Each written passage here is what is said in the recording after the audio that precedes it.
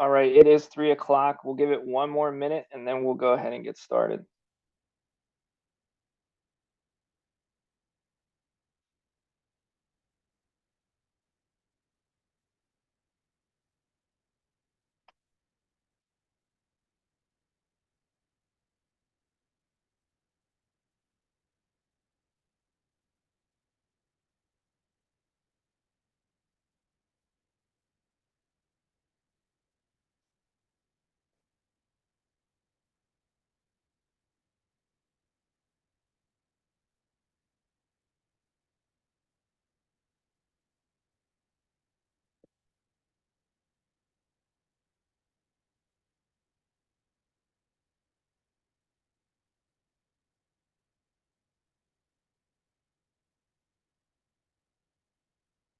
All right, it's 3:01 and we're going to go ahead and get started. So I'm sure folks are going to continue joining in here, but we already got a great group here. So welcome everyone to our destination specifications, perfect for summer, right? This is part of our Produce Safety University's Continuing Education Webinar series. For those that are not familiar with PSU, this is our in-person, week-long, immersive course that we bring school nutrition professionals to every year, teach them about procurement of produce, produce safety, produce quality condition.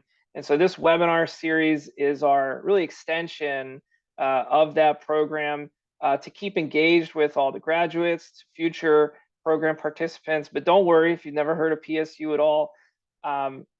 This information is going to be applicable to you for your school nutrition program. So again, welcome. So today we're going to be talking about a topic that doesn't sound so exciting from the outside, right? Produce specifications, but we did listen to you all, graduates and other participants here. This was a topic that we've heard repeatedly school nutrition professionals wanted to learn more about. So we're going to do something a little different here. But, we're not going to go step by step on how to make a produce specification. Instead, we have an expert panel here today who's going to talk really around the whole topic, because I think what's interesting about produce specifications is that, where they are today versus where they were 30 years ago, is really a reflection of where the produce industry has been. And of course, that is going to impact school nutrition programs as well. So we'll talk a little bit about the history there, how things have changed from food safety and quality standpoint. But don't worry, we'll get into some of the nitty gritty as well. As we go into the panel discussion here with our expert panel, which I'll introduce in a moment, you'll notice that there is a Q&A box at the bottom of your screen. Go ahead and please put in your questions throughout the program. I'm going to try to monitor that and pull out any questions I see that will help the discussion move forward. And then at the end, we'll do our discussion for about an hour. We'll have 30 minutes to just open it up to any questions that you might have or that we didn't get to here at the end. So you got a great panel here today. Please ask your questions today. So let's kind of get into it, shall we? So what is a specification? Well, anyone in the industry, right, doesn't refer it to that. We call it a spec, right? Where's the spec? Let's look at the spec. And so, from its really bare bones, description, it's just a document that tells you what you're supposed to be buying or what you're going to be procuring or getting, right? Typically something like a produce spec is going to have, at a minimum, the description of what you're getting, right? It's going to have an ingredient list if that's applicable. But what's changed a lot in the last couple decades here is these quality and food safety standards, right? And that's really a reflection of things that have changed: labeling requirements, traceability, microbiological requirements, all these kinds of things. And we've seen something as simple as a one-page spec now turn into 20, 30-page specs, right? And so that's interesting, right, from an industry perspective. But you may be asking, why should I care, right, in my school nutrition program? Well, for one, and we cover this in PSU, is that it's going to save you time and money, right? You want to be receiving in the kind of products that you're buying, that you're supposed to be getting, right? If you're supposed to be getting a certain type of apple and you get something else, well, that's not what you paid for, right? So at a very, generic side of it, that's really what it's going to do. Something we cover a lot in PSU is the quality and condition, right? Because you don't want to get 3 cases of strawberries and have to throw away 2, right? Because the quality and condition is so poor, it doesn't meet what you're trying to do, in your recipe. So getting that kind of quality condition, having that on your specification in detail so that you can hold your vendor accountable is really critical. And lastly, ensuring that whatever you're buying meets all the regulatory requirements as necessary, and that the food safety standards that they're produced in are up to the kinds of standards that you need and that you should have in a school nutrition program. So we're going to talk a little bit about that as well. So what are we going to discuss? Well, something that you probably see if you've joined in our last couple continuing education webinars is I like to get into some of the history and background on the topic, right? Why? Because I think, if you don't know where you've been, it's hard to know where you're going. And when it comes to produce specifications, you really don't have to go that far back. Really, it's a couple decades, 20, 30 years or so to where we can kind of see the evolution of where we are today. But I thought it'd be fun, to take a little bit more step back and see what was the first time, right? Or some civilization started documenting some component of the food during sale. And I'm no historian here, but I did a little research, and I went back and found that Egyptians, and maybe there could be civilizations even further back, were one of the first to use some kind of documentation on selling, bartering grain, right? And what was that specific element? It was weight, right? Something as so simple as weight, we still use that. It's one of the most important things today, right, on a specification. So I put this picture up here. It's apparently the hieroglyphics that was used for documenting grain weight. They used what was called the Eye of Horus, and they took pieces of that hieroglyphic represent percentages or fractions of that weight. So really interesting stuff. We're not going to go back into that far history, but this gives you some perspective here of that. This isn't something new, right? We've been doing this, for a long time here, and clearly there's benefits to documenting certain characteristics of the food that you're buying here. So we'll talk a little bit about history and background. We'll get into some of the benefits of using produce specifications, and hopefully you'll leave with some tips and tricks here. All right. So let's go ahead and meet our panelists here today. You should all see them here on the screen. So we're really excited to have Dr. Cleveland McIntyre, Dr. Jennifer Cleveland McIntyre, excuse me. She's the founder of Food Safety Strategies, LLC.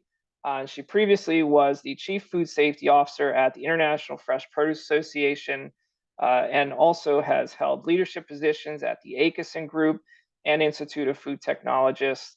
Dr. McIntyre has earned a PhD from Rutgers University and a bachelor's degree from University of Delaware. So really excited to have her here to give that industry perspective today. We also have our esteemed Produce Safety University trainer, Dr. Cindy Story of Culinary Solution Centers. I'm sure many of you have heard her speak or interact with her over the years.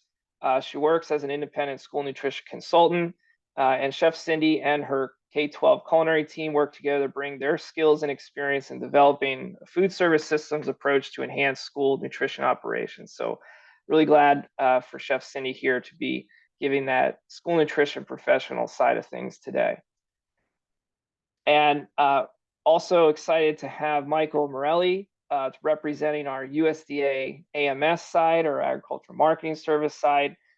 He has years and years and years of experience in fresh produce grading, over 50 years in hands-on inspection, standards and specifications writing, quality training, good agricultural practices training and inspection, food safety auditing as well. So great to have Michael here today. He's also been one of our instructors here at PSU this year.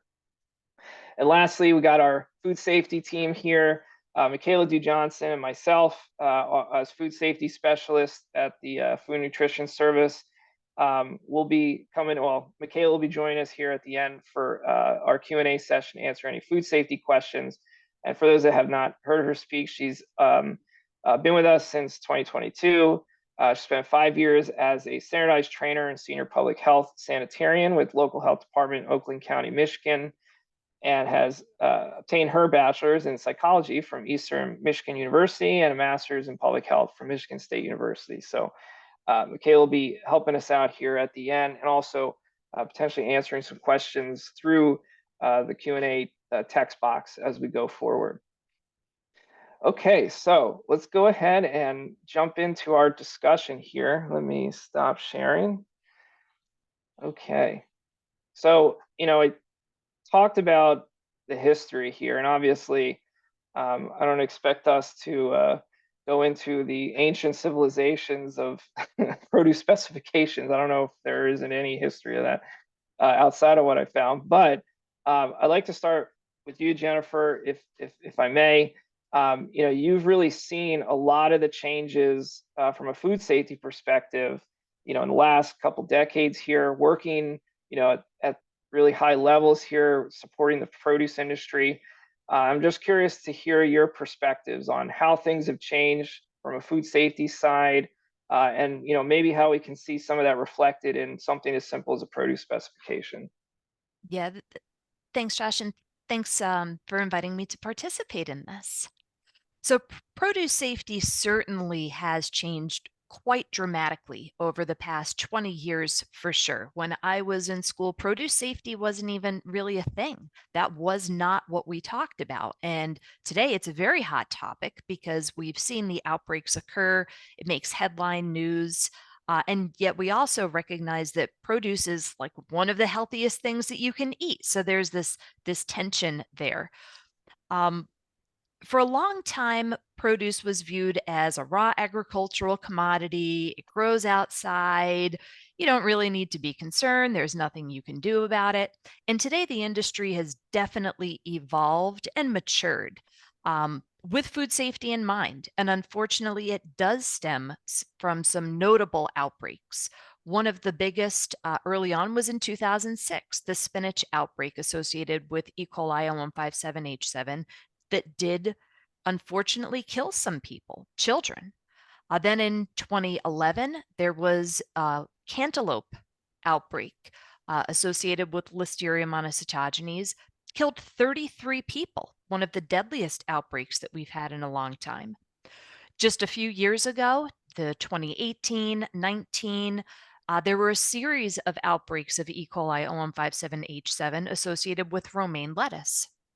And so this gets people's attention and understandably makes people, the public, concerned about the safety of the fresh produce supply chain. And the industry has had to react. We see I'd say voluntary reaction from the industry. Of course, they want to preserve their business. They don't want to hurt people.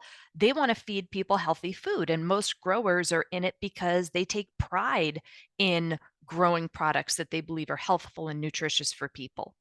But we've also seen activity on the government side. So about 10 years ago, the produce safety rule was finalized. It's still, parts of it are still going into effect, but that's a federal rule. It's enforced primarily by states, but it sets regulatory requirements for how produce is grown: the water, the animals, sanitation, human health and hygiene, washing your hands. So these things that were good agricultural practices and largely in place before, to more or less extent, are now regulatory requirements. And we've seen the audit world evolve, and we've seen the buyer side, whether that's restaurants, grocery stores, or schools and other institutions, have higher expectations of the produce industry. So the bar has definitely been raised, and I'm happy that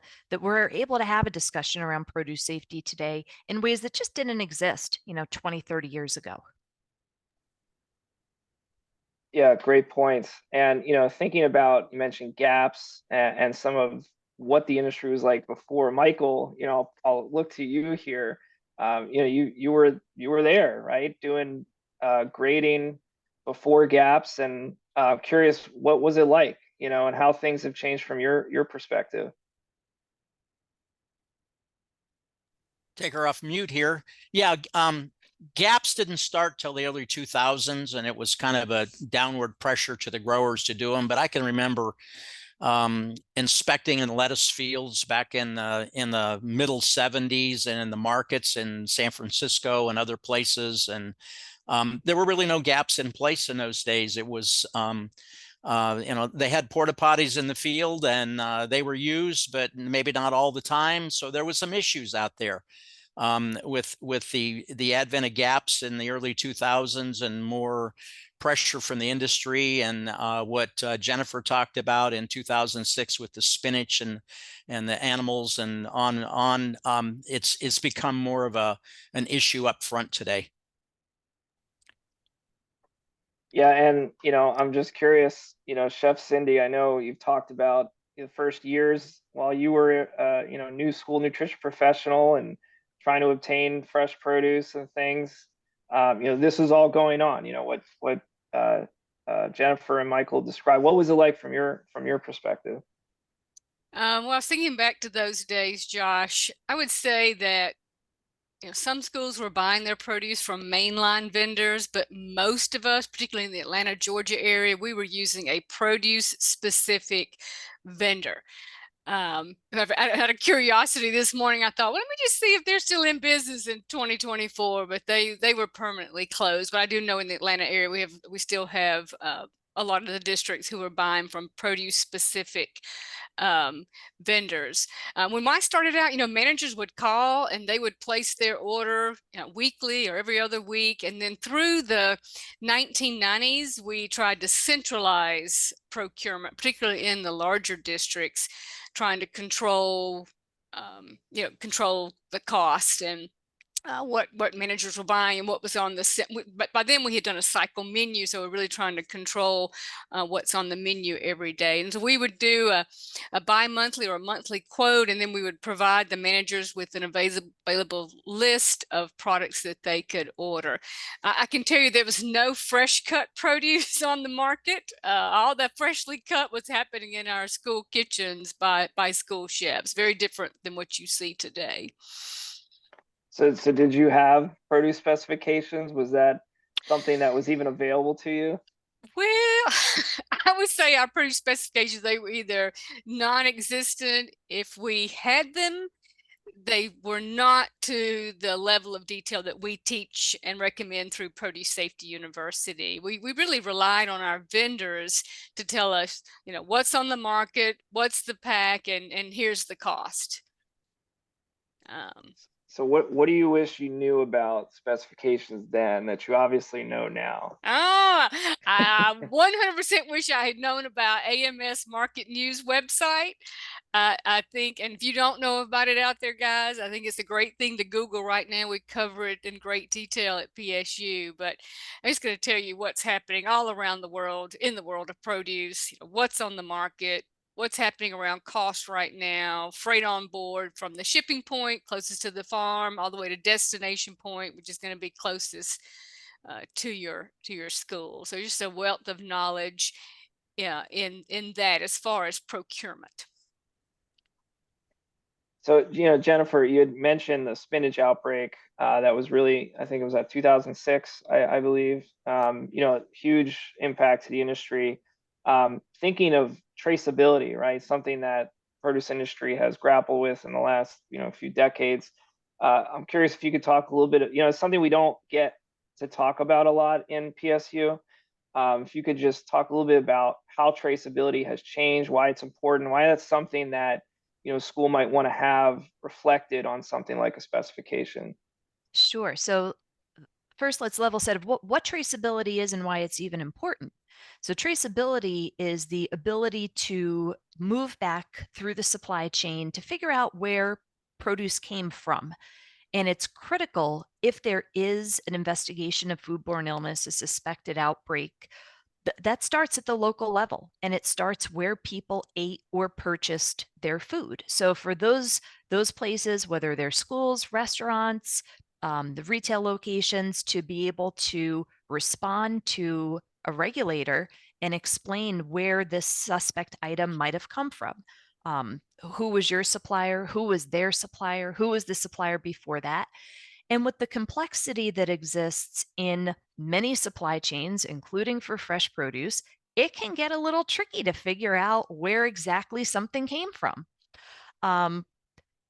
After the spinach outbreak in 2006, which those of you who were around may remember, that FDA, because they couldn't figure out where the spinach was coming from, and they saw that these were serious illnesses, they had to put a stop to it. So they put out a declaration of don't eat spinach.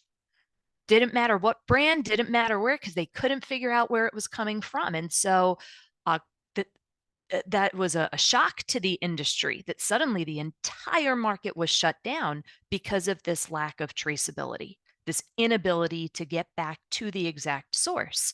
And so the industry quickly came together and said, we can't have this happen again. We need to have some mechanism to communicate through the supply chain. And so at this point in time, at that point in time, they established something called the Produce Traceability Initiative. It's still in place today, and you may see, if you receive produce in cases, you may see a sticker that's about yay big, usually.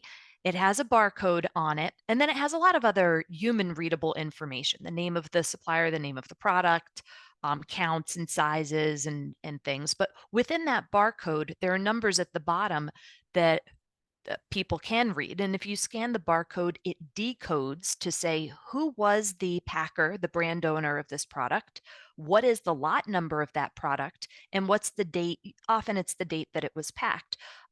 For fresh cut, this is possible too. So they can use the same label, then it stops at who the processor was. But this information is often lost through the supply chain, so it may exist on a case. How many of you are capturing it off the case? How many of you have barcode scanners that you're scanning your cases upon receipt? So it's not a perfect system. For those who are able to capture this information, it's great, but it can get lost at that point where that's where the investigations start. I will note that things are changing though. So again, because of challenges that FDA has faced, there is a new regulation that will go into effect in January of 2026 that requires members of the supply chain, produce and more. It's a limited list of foods, but basically all fresh cut fruits and vegetables are on the list, and an awful lot of the whole produce items, the leafy greens, the melons.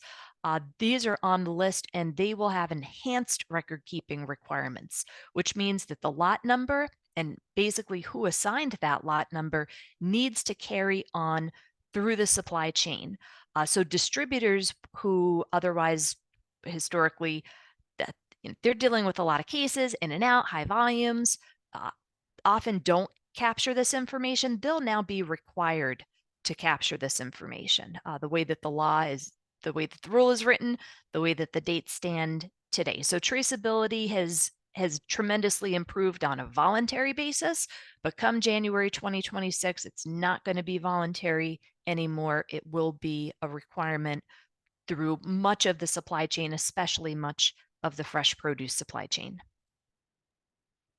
Yeah, I think those are really important points. Clearly if you've watched the news, there is a current cucumber outbreak here, right? And being able to rapidly trace back to know which vendors and which institutions, potentially restaurants or whoever may have procured that is all part of this. So I think having some kind of reference to traceability, or at least asking your vendor these kinds of questions are going to be important, something you're going to want to have on a specification.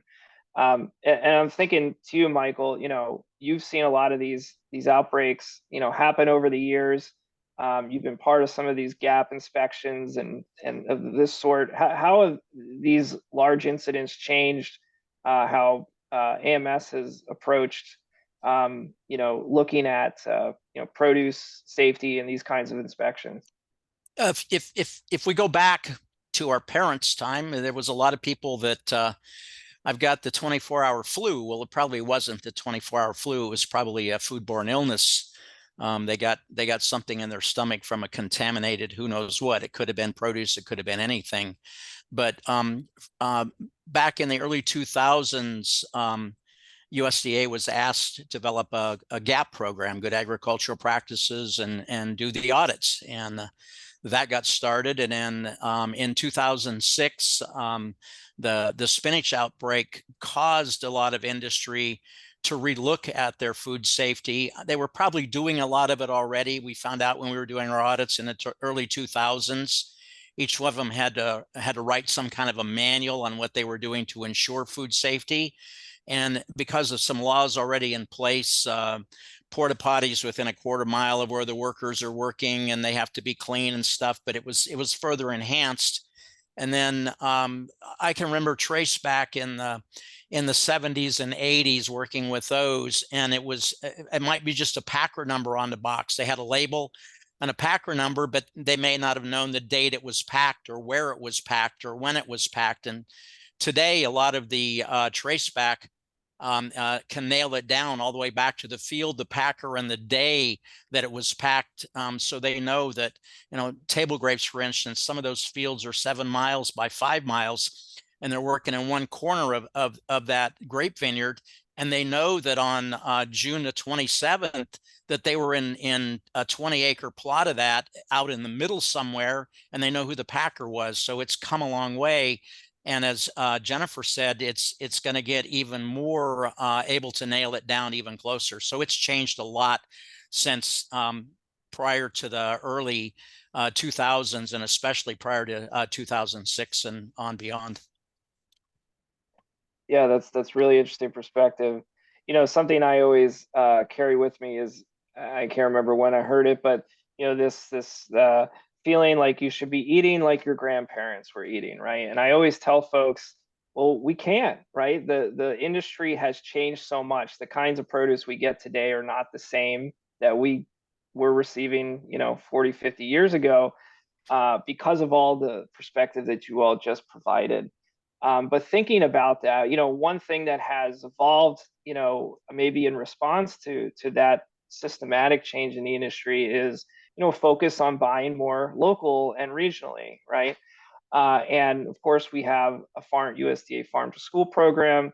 It's something that we talk about at PSU and we promote.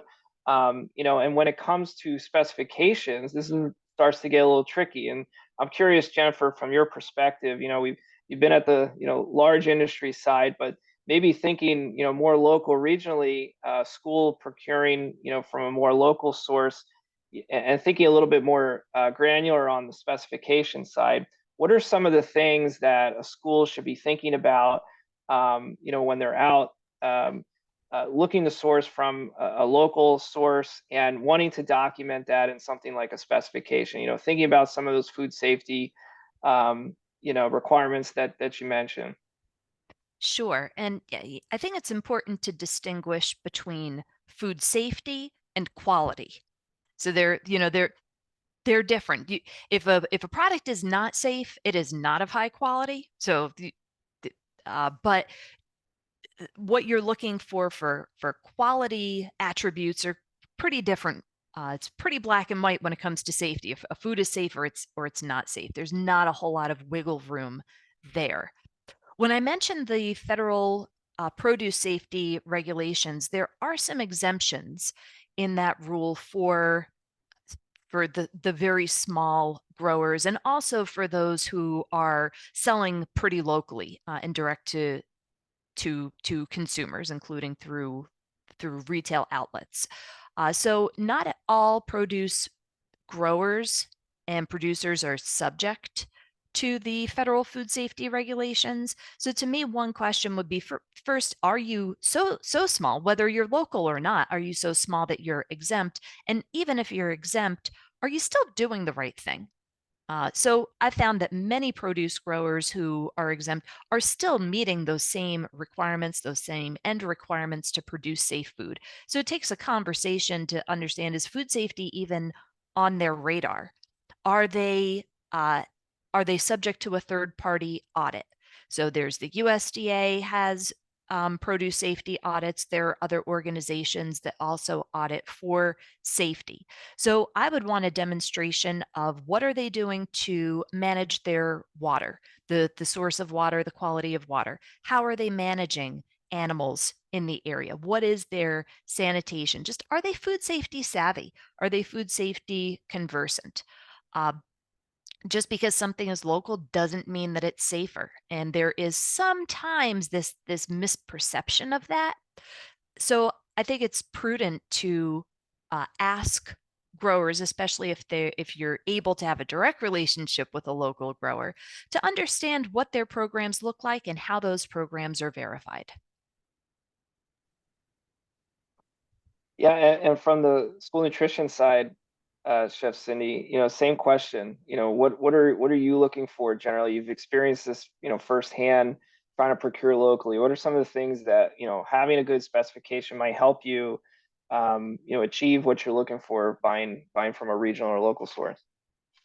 Yeah, I mean, I back up what Mike and Jennifer just said.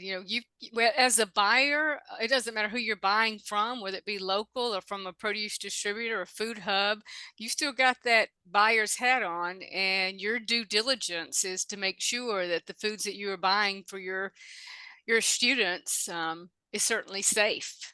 And so making sure that if they are getting that third-party certification, or you are doing some sort of checklist where you're doing those site visits, is highly, highly recommended. And also working with your cooperative extension agent as well. They're a great resource locally.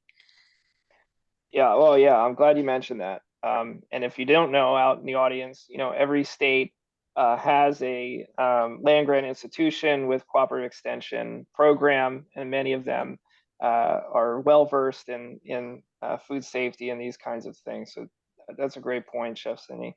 And Josh, a lot of those land grant universities have been doing the education piece for our local farmers, so they can help them. Yeah, absolutely, great resource. I'm curious too, Chef Cindy. We hear a lot, well, I just don't have time for this, right? I don't have time to sit down and write these specs out, put this together. I'm just going to take it, what they give me, and just go with it. Why should school nutrition professionals take the time? Why is it important, to focus on this? Well, one, we just said our customers are deserving of safe produce, right? Quality produce, nutritious meals. So when you're writing these any food product specification, you are really handing the vendor your expectations around safety, quality, and condition when it comes to particularly produce, and if you're providing them the details that they know that they're going to have to meet or exceed in order to do business with you. And again, a big piece of that is the food safety requirements. These are taxpayer dollars. Everybody's heard this, and we're responsible for spending those taxpayer dollars very wisely.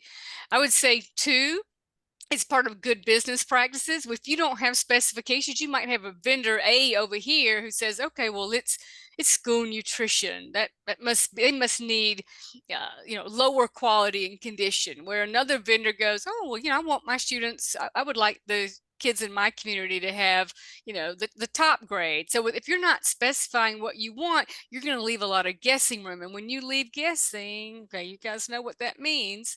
You're not going to get the right product at the right price. Again, it's part of our due diligence as a buyer. I would say lastly, without specifications, you might not think about this part, but think about your receivers, your receiving staff. When you're writing a specification, you are writing that receiving manual. Now, it's really easy to do that manual when you have a product code number, okay? Product code number, shredded cheese, pizza, whatever it is, and it's 8697.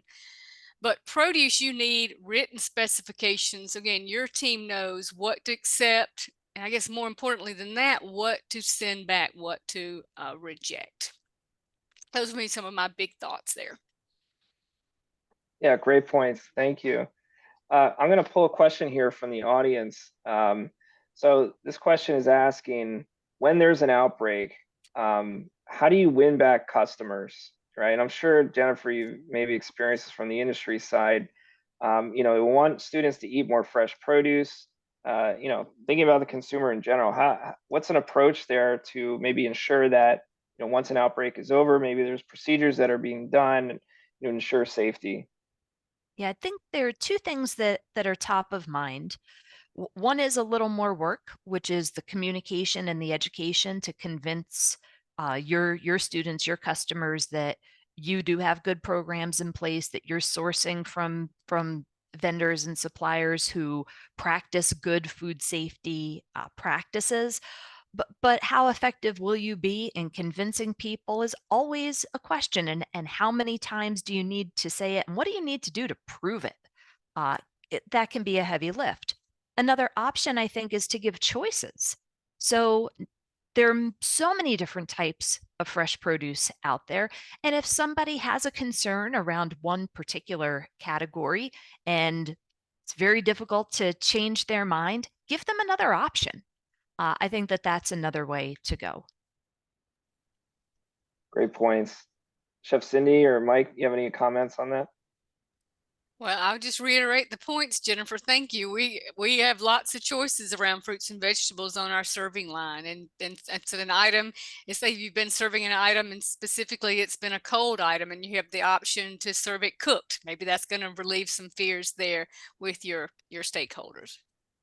Yeah, the other side of that is to, leave your options open. If you're going to use lettuce in a salad and you want head lettuce, there's options out there. There's Boston lettuce, or there's romaine, or there's leaf lettuce that are an option. And if something comes up with head lettuce where it's contaminated and there's a fear about it, switch to a different product that's compatible. Yeah, that's a really good point, Mike. And I'm curious if you could expand upon this a little bit. When there's, let's just say, an issue with romaine, right? And I'd like you to talk about this a little bit, where that's being grown at the season during that time, shifting to some other lettuce and not being, let's just say, afraid of that being involved in this outbreak. Why can you be assured of that based on, where produce is being grown and the seasonality of that now?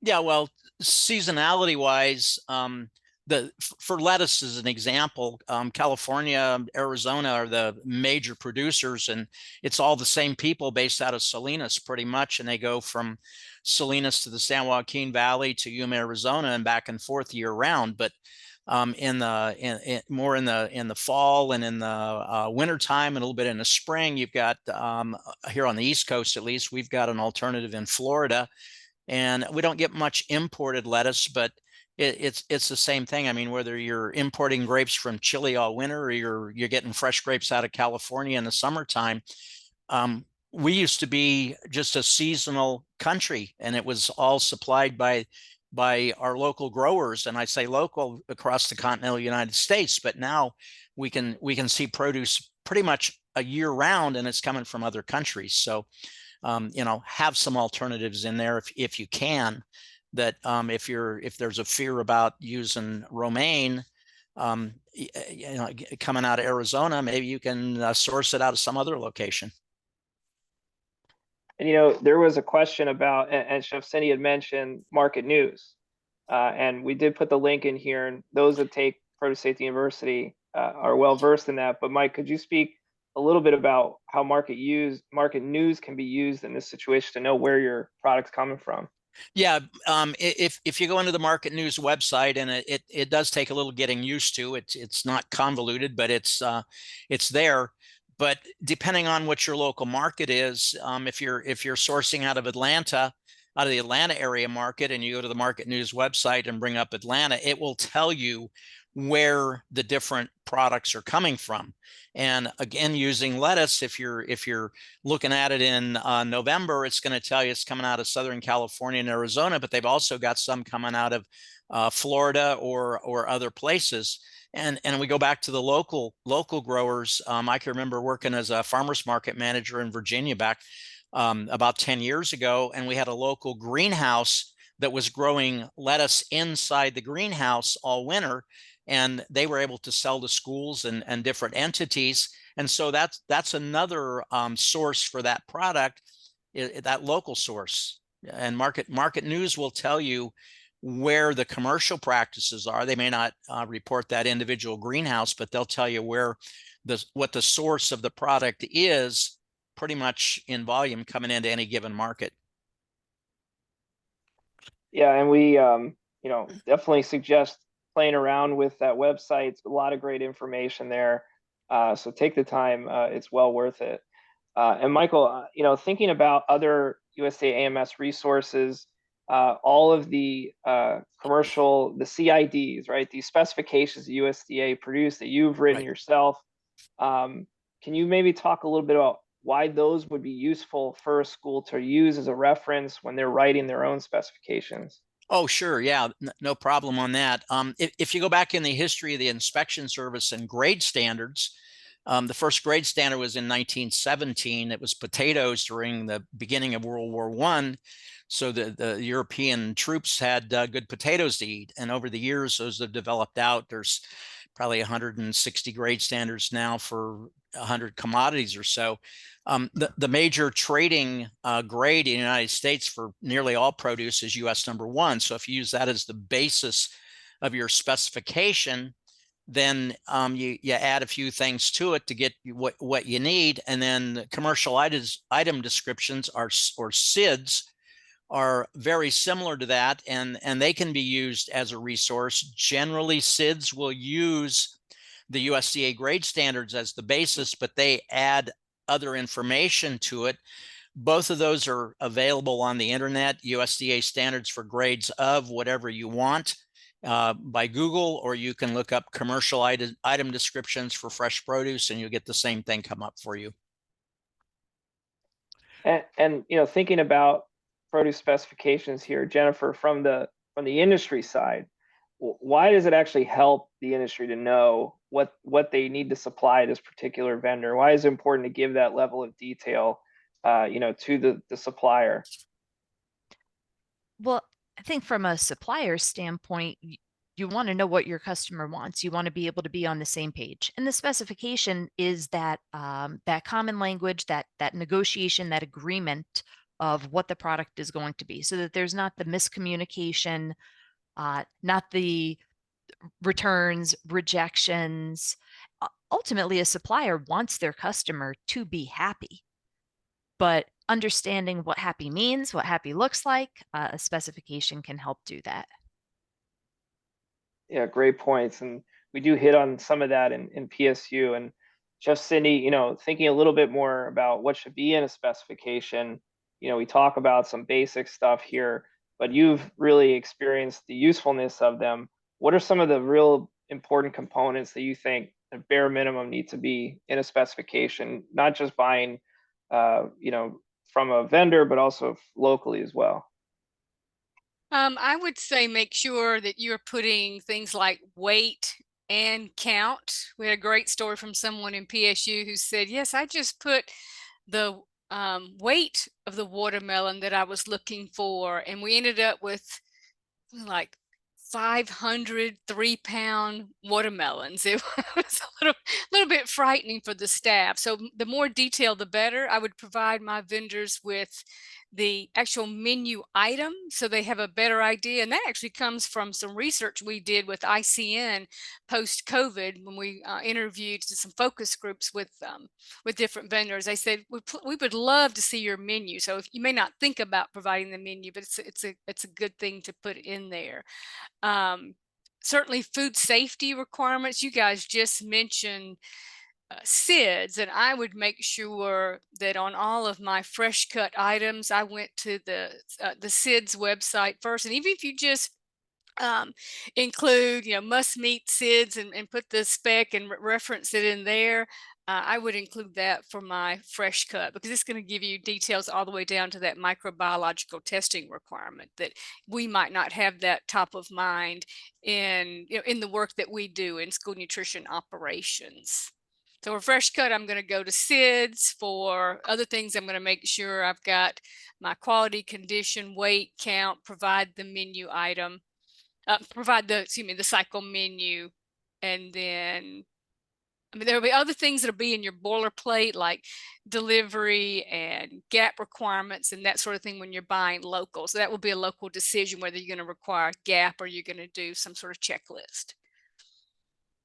Yeah, and thinking about the different risks between fresh cut and whole produce, Jennifer, I'm curious, what are the things that you would want to make sure, are statements or requirements from food safety side for fresh cut that may not be as important for, whole produce? Yeah, fresh cut involves an extra step, an extra handling step, right? And things can happen during that handling. So depending on the product, many fresh cut items are washed in bulk before they're cut, sliced, and diced. That washing process can serve as a vehicle for cross-contamination. And I've found that some of the smaller, less well networked produce processors don't fully understand that, and they may not have their wash water chemistry quite where it needs to be. The other thing about fresh cut processing is the sanitation. So how do you make sure that the equipment is clean, whether those are kind of commercial slicing, shredding pieces of equipment, or just your knives and cutting boards, things that you would use in a kitchen, but are there at the processor. All of these are covered in great detail through third-party audits. So similar to the way that we can have audits at the farm level, there are also audits that exist at the fresh cut processor level. They're not USDA audits, they're private companies, but there are a handful of them, and there are a couple of different tiers of them, if you will, different levels of stringency and record review and expectations. So having a little bit of insight into the third-party audit world and having a requirement that your fresh cut processor has passed a pretty robust food safety third-party audit is something that would make me more comfortable if I'm sourcing from a fresh cut processor. Yeah, that's great points. And you made me think of something here, thinking about third-party audits, and something I experienced, when I was working in the industry. There are food safety, focused third-party audits, and then there are non-food safety, right? And I'm thinking, organic, might be one of them. Michael, did you do organic certification from USDA? No, I didn't know. I didn't do organic certification. I know a little bit about it, and one of my old supervisors became the supervisor in the organic program.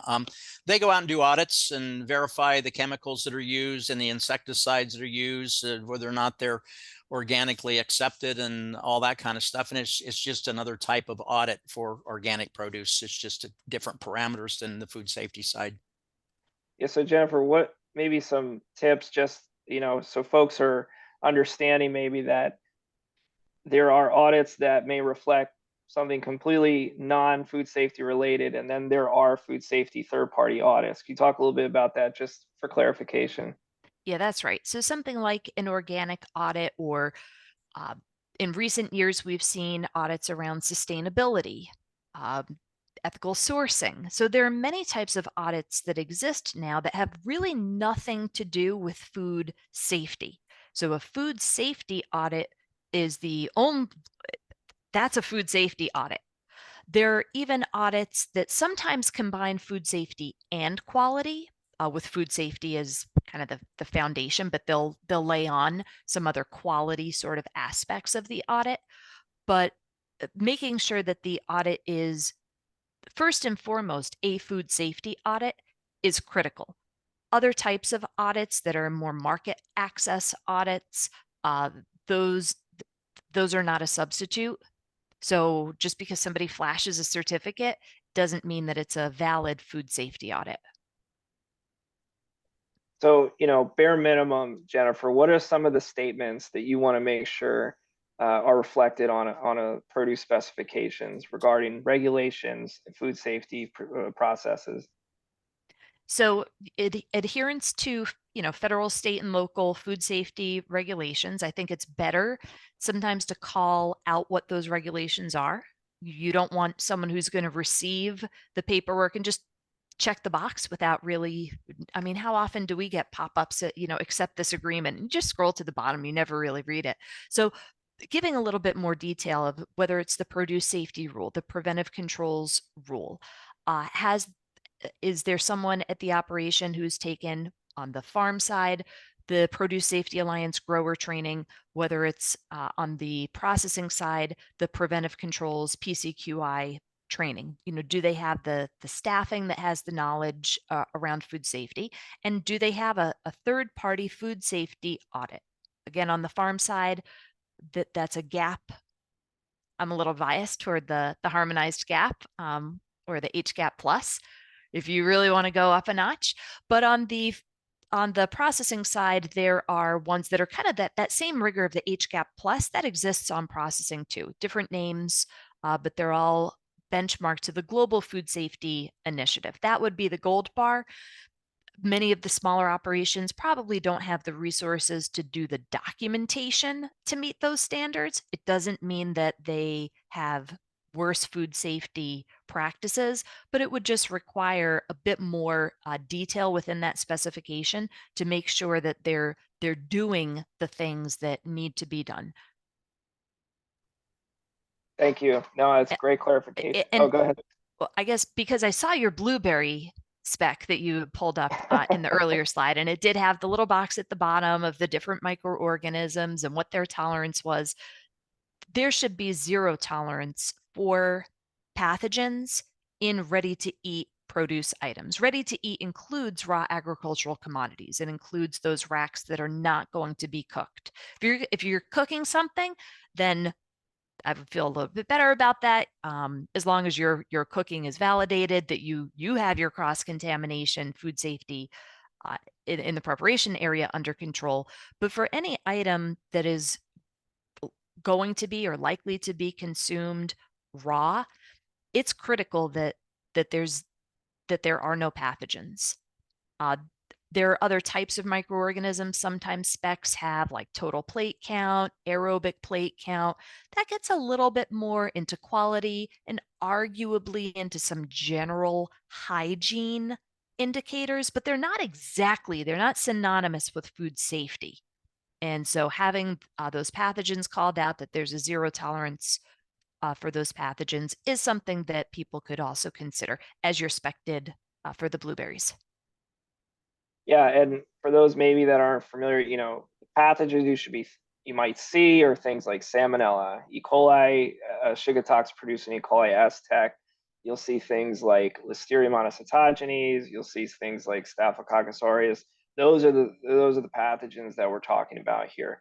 But if you see things that Jennifer referred to as these hygiene indicators, you might see things called coliforms or fecal coliforms, or aerobic plate count. Those are in that more quality sanitary indicator standpoint. So, so we've talked about a lot here. We mentioned a lot. Chef Cindy, I'm thinking about where you were when you started out, and your perspective, thinking maybe there's schools like that, new folks coming in, they don't know where to really start with this. What would you recommend? Yeah, my God, it's a lot, right? How do you start small with this? What would you start with just to get this going and really become a program in your school? Yeah, well, fortunately, you don't have to start where I started with a nice stone tablet and the chisel. You won't have to start there. You don't ever start anything. Not the Egyptian hieroglyphs. No, right? you don't have to start with the Egyptian hieroglyph on grain scales. There's so now, honestly, I think, Josh, is down to sorting out all the information that is there and figuring out what it is that you actually you need to buy. So, what are the items that you are buying? You can run a history report to find out what are you buying the most of. For those of you who go, I don't know how to run a history, I don't know how to find out. Trust me, you call your vendor, they can tell you exactly by the week what you're buying. They'll give you a great history. And then I would start with those items. But for my fresh cut, like I mentioned a while ago, I'm going to probably start for food safety. I'm going to start with my fresh cut items. I'm going to use those CIDs, the SIDs, to to use that, because it's so detailed. Like Jennifer was saying, when it comes to fresh cut, that's a whole other ballgame, making sure that that is a certainly a safe operation. They have lots and lots of additional rules. But again, I would start with fresh cut and SIDS. And then I would run a history to find out what I'm buying with the most, and I'm going to start with those. Because if you take on specifications for those items that you're buying the most of, that time that you have spent, you're going to get the biggest bang for your time buck, if you will. Are there products you would say from the very start, maybe we'll get to those later, they're a little secondary, that you wouldn't focus on too much? I mean, if I'm that current, well, I mean, for me, every single item that I am buying is top priority to write a specification for. That would be like you on your food line item bid saying, well, let's see, I'm going to spec pizza this year, but I'm not going to spec a good salsa. I'm going to do that later. So with pretty specifications, truly, it's not that many items. There are so many resources at your fingertips that we haven't even listed all of them today. That you're not starting with the blank piece of paper. I think that it will not take, I think it'd be surprisingly less time that you would spend putting these specifications together. And then you've got your vendors to also pick up the phone and call to say, now, what does this mean? Because I will tell you, and Mike can back me up, when you get into market news, there's a whole language in that you may have to ask questions of to really figure out, particularly around sizes and quality and condition and what the product looks like and appearance, that you may need help with your vendors. But I don't think you'll find this is that overwhelming to narrow down. You guys can do it. You got this. I'll be the pretty specifications cheerleader. The other side of it is, if you write the specification, once you've done it once, you really don't have to write it again. You put it into your historical file, and when it comes up again, you dig it out and you send it on and you have it. It only takes one time to do it. Yeah, so Michael, thinking about just getting into the nitty gritty here with specifications, a school nutrition professional might realize, oh my God, there's 50 different types of tomatoes. I didn't even know that, right? You've seen these changes over the years. What are some of the things in that spec that needs to be there to ensure that you didn't get the wrong type of product, right? The wrong tomato, the wrong grape, whatever. Well, to begin with, know what you're going to use that product for. If you're going to slice the apples, or you're going to put them on the shelf for the students to pick up and have as part of their lunch to eat, that's two different specifications. If you're going to slice them up, my opinion is you want a bigger apple so you don't have to cut so many slices. And you're going to put some in a cup. If you want a hand over eating apple, get a smaller apple, and they're not going to throw part of that apple away because they didn't want all of it. Put in your sizes in there need to be. Do you want, and the smaller the number in the size, the bigger the fruit is. So if you're buying 64 apples, there's 64 in a box. They're huge. If you're buying 125 apples, there's 125 in a box. They're a lot smaller. So size is in there. Grade's a given generally with most commodities. US number one is US number one. The specification states what it is. Packaging has changed a lot over the years. When I started, it was 23-pound lugs of table grapes. Today, the majority of table grapes are packed in 1, 2, or 3-pound clamshells. You can still get the bulk lugs, but it's not that big of an item anymore like it used to be. But specifications are very important, but consider first, before you write that specification, what's the end use of this product? When I get it in the kitchen, what am I going to do with it? Absolutely. So we are getting to the hour point here. So I'm going to invite Michaela Duke-Johnson to come on here and open it up to really any questions here. We have a few left over that we'll get through here. But just staying on that point, Michael, I'm curious, Chef Cindy, any stories that you went through experiencing getting the wrong product, like really bad, like you ordered, cherry tomatoes and got some beefsteaks, right? Something that you really didn't want. You know, we work in school nutrition, Josh. We live in plan B and C. We just made that turn it into something else. But I will say the funniest thing we ever received, and Jennifer, you will love this, is a frog inside a bag of of greens.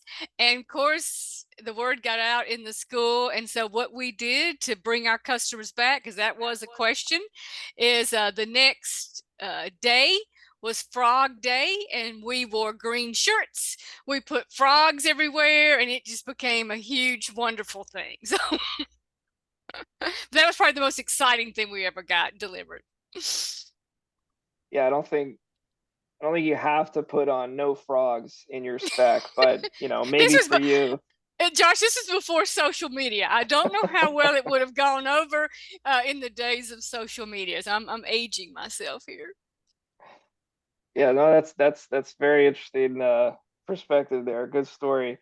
All right, let's look at some of the questions here. And like I said, everyone in the audience here, go ahead and put your questions in. We'll try to answer them as much as we can. There is a question about, is there a checklist, food, or let's say produce safety checklist that you might recommend? I'm looking maybe to you, Chef Cindy or Jennifer, that you might be familiar with something. I don't know, Josh, we talk about the different land grant universities. I think that I would guide them there to their own state specific checklist, because a lot of them have them. I don't know that I want to call out a particular university. I'll let Jennifer go. Yeah, I would definitely start with cooperative extension, asking for resources, because there are, maybe I'd say, an overwhelming amount of resources out there. Some things that are more than checklists that can be very, very detailed and just too much, not practical for use if you are like an individual operator looking for, what do I need to do? So I would start with cooperative extension. If you're really gung-ho and you want to read, hundreds of pages of documents, those exist, but probably overkill. Yeah, great resource again, cooperative extension. This next question is talking about, looking for references on when fresh produce is in season throughout the year. Maybe looking at you, Michael, for that. If I remember right, I think IFPA may have a chart, at least when they were United Fresh Produce Association years ago. They had a chart online. Look up International Fresh Produce Association, and it'll tell when produce is in season. But keep in mind that table grapes started in April here in the United States, and they're going to harvest until October. And come November, they're coming out of Chile. So they're really in season year round. It's just, is it local or is it year round? Lettuce is available year round right here in the United States. They just move from one growing area to another. Same thing with peaches, nectarines, stone fruit, different things. They're available year round, whether they're coming out of South America or they're coming out of North America. But check with IFPA and see if they have a chart, and it's probably set up for United States production. And Josh, Farm to School in every state has created wonderful charts that I have seen. Yeah.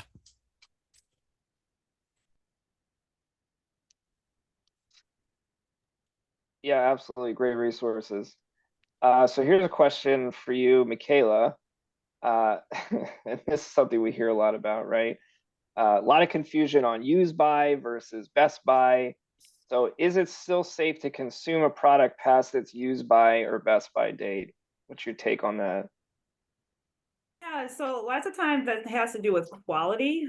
Sell by is how long to display a product for sale.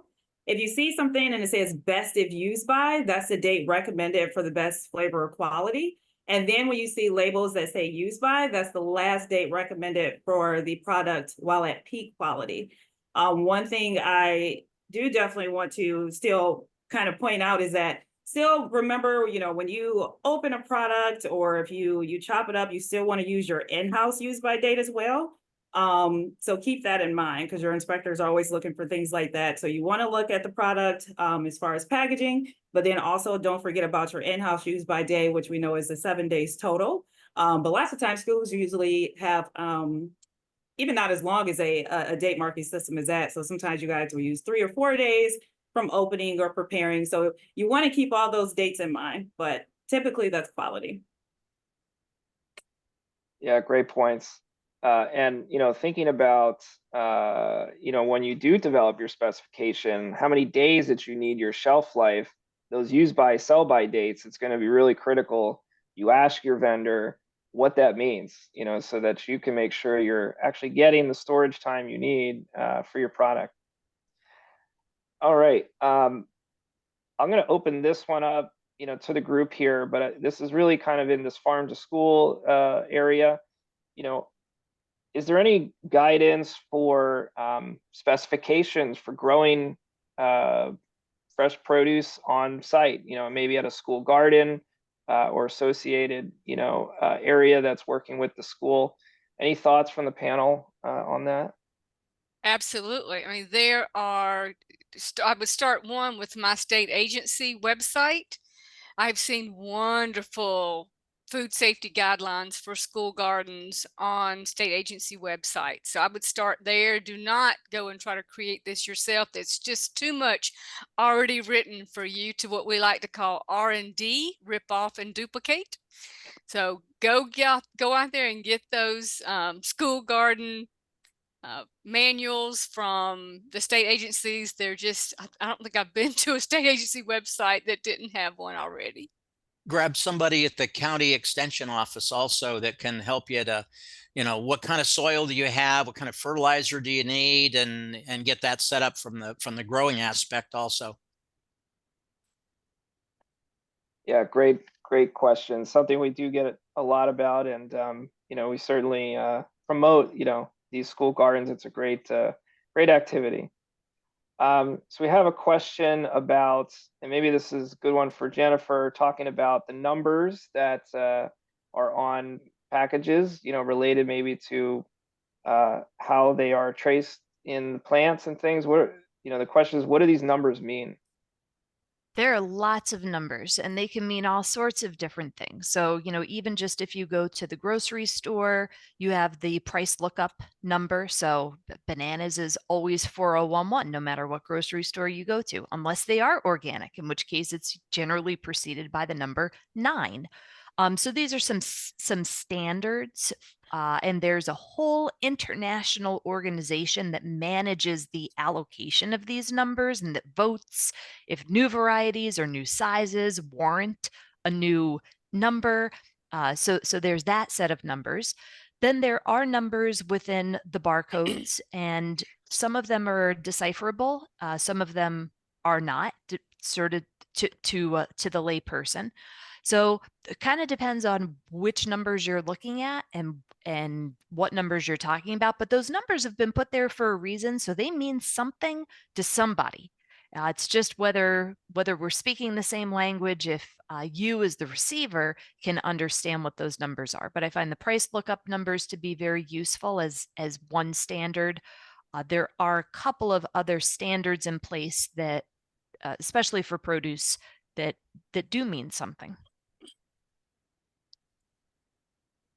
Yeah, amazing you can rattle those numbers off there. Jennifer, I didn't know 9 was associated with organic. That's great. But that's when you go to the grocery store. It's, when items are still being punched in by number. There are some enhanced barcodes. Some grocery store scanners can use them, some can't.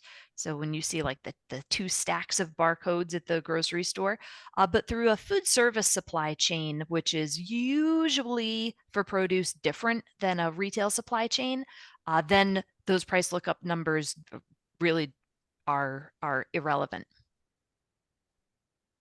Oh, that's really good to know. Thank you.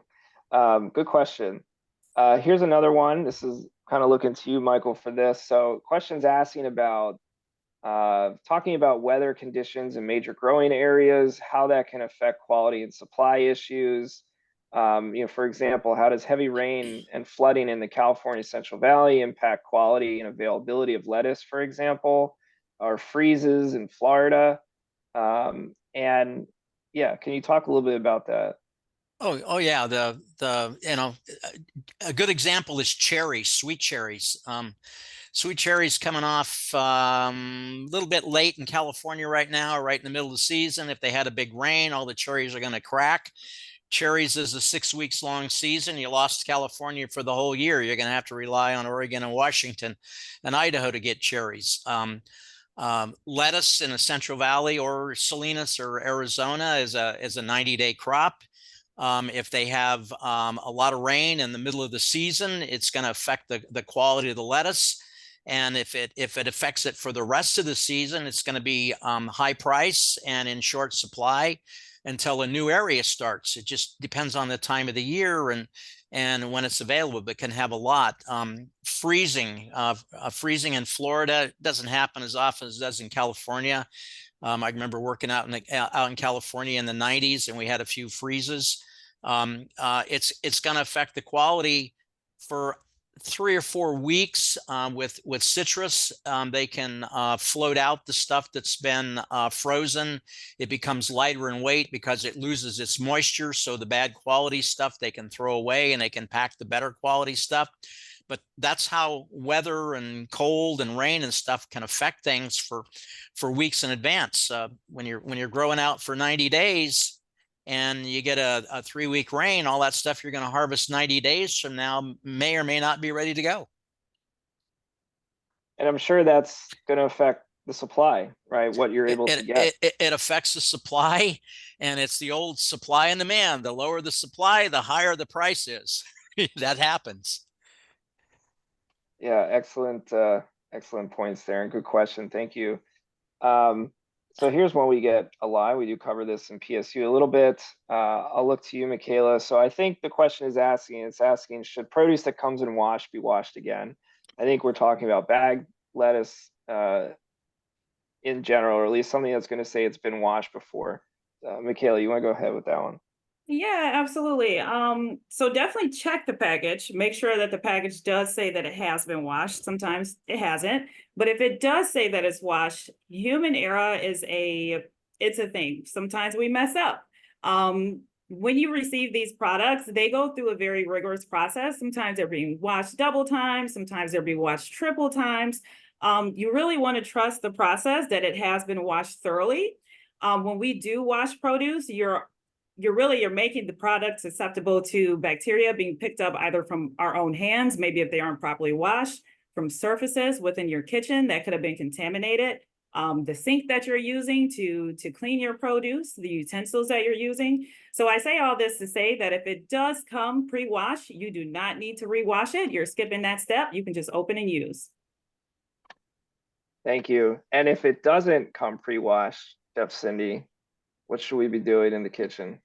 If it doesn't come pre-washed, we are going to wash it under running water, guys. We are not soaking it. I love that saying, shower, no bath. So make sure you are washing it. And I love, love, love your architects when you have a 4-inch perforated pan that can actually hang in your produce sink. We love that person. Yeah, great question, great point. All right, we have a last question here, and again, audience, there's still time to put some questions in if you still have them. So we have a question about daycares. Daycares clearly are under different constraints than schools. They're asking about how do we get the best bang for your buck by staying in your budget while also staying safe. I'm assuming it's regarding fresh produce. I'll open that to the panel. I mean, are they using, I don't know who they're buying from. Are they buying from like a club type situation, grocery stores, or are they actually buying from a produce vendor? Not sure, but I'm not clearly sure. there's some budget constraints there. Yeah. They can buy off the local terminal market, the wholesale market, like the schools get it. and those guys will sell in small quantities. They'll sell a box or two at a time of product, but you got to go. They're probably not going to deliver it. You have to go pick it up. And how far is it? I mean, from where I live, I'm 2 hours from Atlanta.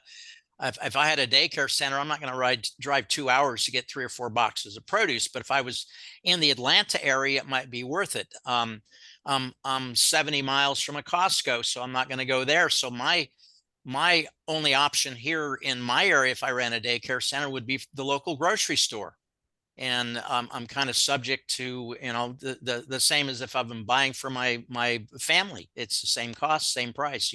They're not going to give you a discount for buying a whole box. Go ahead, Michaelia. Yeah, I was just going to add, not really just on the vendor side, but also the type of produce, I guess, that you purchase, whether you're purchasing whole or fresh cut. So kind of as we already talked about with the pre-washed, that's one of the luxuries of pre-wash, is that you don't have to rewash those items. However, they are usually more costly. So if you are trying to cut costs, sometimes it can be cheaper to buy whole produce and actually process it in-house. I just would want to really emphasize to make sure that your facilities are conducive to actually do that in-house, that you have the staff, you have the equipment, the proper wash sink where you can wash produce safely and efficiently, as Chef Cindy just mentioned. But that is one way to cut costs as well. So here's within this produce washing topic here, we have another question about using vinegar. I know Chef Cindy talked about this a lot. Tell us your thoughts on vinegar and produce washing. Yeah, it's costing you a lot of money to buy that vinegar. What's required, and Jennifer can back me up on this, is to wash your produce under municipal potable drinking water. The salt, the baking soda, the vinegar, all of those things, it's just costing you money, and it's not beneficial. It's not required. But I know it's hard sometimes to get in the Southeast. They love boxes of salt sitting at the produce sink, and they just like to cover and you know what salt does to our to our food. And Yeah. really, I think it's critical that you're sourcing produce that you're confident is safe when you receive it. It should not be up to you to make something that's not safe, safe. That's true. That was one of the main points when leafy greens people and everything else came out. If it's tainted in a field, you're not going to get it cleaner. Nope, can't make it safer later.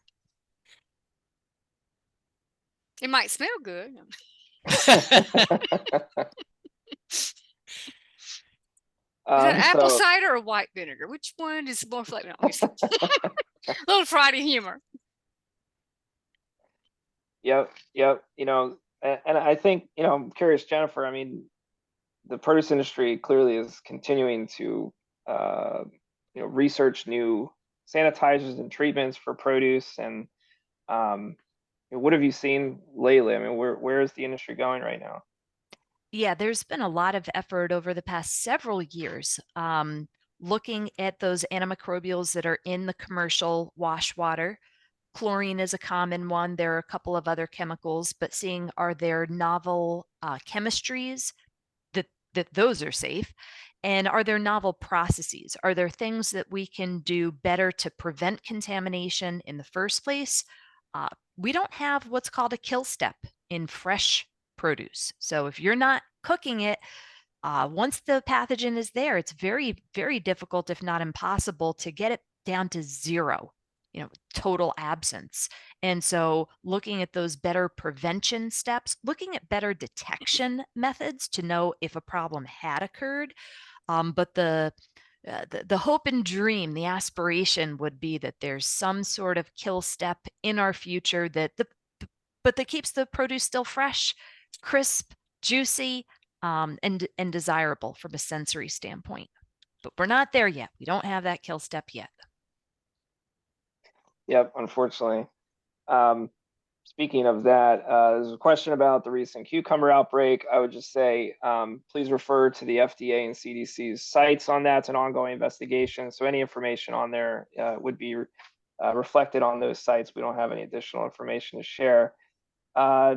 Totally switching gears, there's a question here. Chef Cindy, I'll refer to you. How do you refresh baby carrots without soaking them in cold water?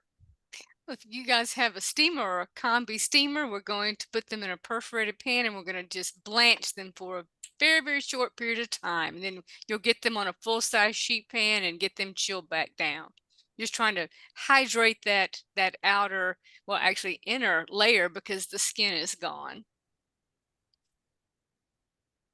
And our baby carrots, little baby carrots from large Well, yes, adult Josh, carrots. they grow these little bitty baby carrots. No, it's actually a carrot that's grown to, you know, this certain length, and they cut it into threes. I've seen great graphics with those, the cuts on. If you lay out a bag, you can actually see the 3 different sizes. Yeah, definitely something we hear a lot of questions on. My favorite though was that we were at the school garden and the student, we were pulling up carrots, and he's like, "How'd you get that carrot in there?" Exactly So why cute. school gardens are important, right? That's For education. That's right. Yeah. All right, so I don't see any more questions. We still have about 10 more minutes. I'm going to give it another minute here for anyone to put any last questions here. If not, we will wrap up. All right. Well, okay, we got one here. Sliced apples. What's a good way to stop turning color? Here we go. Okay, so you can use lemon juice. If you use straight lemon juice, you're going to mix it 3 parts water to 1 part lemon juice. You can certainly use pineapple juice. Sometimes the pineapple juice coming from your cans of pineapple tidbits might not be strong enough. You'll know because if your apples start browning, particularly around the core where it's cut. Another thing that you can use is, and you have to get this measure correctly. Okay, so it's 1 gallon of water to 1 teaspoon of salt. So 1 gallon of water to 1 teaspoon of salt is going to give you an acidulated water compounding. But the moment you cut that apple, it needs to be going in that solution immediately. Another option is you can purchase different commercial solutions. I would say to you, if you have a central kitchen and you need to hold those sliced apples for longer than 24 hours, you must buy the solution, because the home style, with you, if you will, the juices, the salted water, they're only going to hold for today and maybe tomorrow through breakfast. So those central kitchen folks, you need to purchase the commercial anti-browning solution. How would you store those, Chef Cindy, once you've put those solution on there? Oh, well, once we cut them and get them panned up, where they're going back in the walk-in. Keep them chilled at 41 degrees or below. Absolutely. For quality and safety. And if you're using a piece of equipment to slice the apples, the blades need to be replaced. You can't buy them in 1975 and expect them to work in 2024. So please buy new blades periodically. Michaela's laughing. Yeah, and I can attest to that. Someone who had to clean a lot of deli slicers when I was early on in my career, I can tell you, from the 1950s, some of them. Yeah, clean those blades, please. Yeah. Clean them and sharpen them. Mike, you can tell them about the Arctic apple that's on the market. It doesn't brown at all, but I don't know. I'm not sure. Haven't heard about that one. They must have bred something into it. It's got different DNA than the rest of the stuff. I've had it. It's great. I had it in a fruit salad, which you don't usually see apples in a fruit salad, right? Because they turn brown. Right. But this was fruit salad at a hotel, so it had been prepared well in advance, and the quality was there, including the color. It was a very good product. Had the right crunch. I'm looking forward to that, Jennifer. Great tips. Thank you. All right, well, I'm not seeing any more questions here, so I just want to give I shouldn't have spoke. We do have some time, so let's see. Okay, here we go. another one for Chef Cindy here before we end up. Real quick, do we recommend refrigerating bananas? Refrigerating bananas in general, what's the problem? You want to talk quickly about that? Yeah, I mean, the inside of the banana will be beautiful, but the outside is going to darken, and Mike can back me up on that. So they're not going to be stored in the refrigerator unless you're going to be using that product later, where you're going to peel it, and the students are not going to be exposed to the darkened skin because they will think it's rotten. So we're not going to store them in the refrigerator. You can ask for your vendors to use banana blankets to keep from getting chill injury. You can always put that in your produce specification on bananas. Yeah, but yeah, bananas are a tropical product. They don't like to be cold. They like to be room temperature, so to speak. If you put them in a refrigerator at your refrigerators are set at 33, but they're probably closer to 37 or 40 on the inside. That's too cold for a banana. They'll get that ashen looking color to them, or a grayish color to the skin, and eventually they'll turn dark.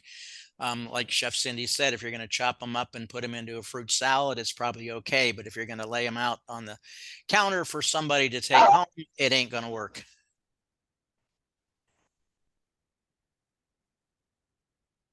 I will tell you this, my little home trick. If you want your bananas to last longer, cover up the stem with a little plastic wrap or aluminum foil. You know, one of these days, somebody's going to come up with a little banana cap.